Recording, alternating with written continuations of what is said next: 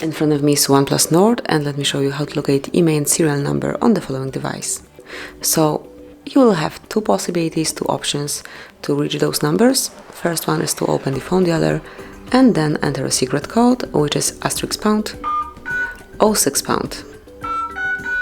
And here you've got all unique numbers assigned to your OnePlus. Tap on OK to go back. And the second method is to open those numbers through the settings. So at first just open list of all apps, go to the settings then, and now locate about phone.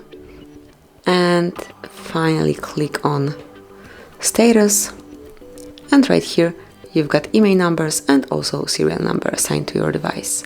So this is it, this is how you can locate IMEI and serial number.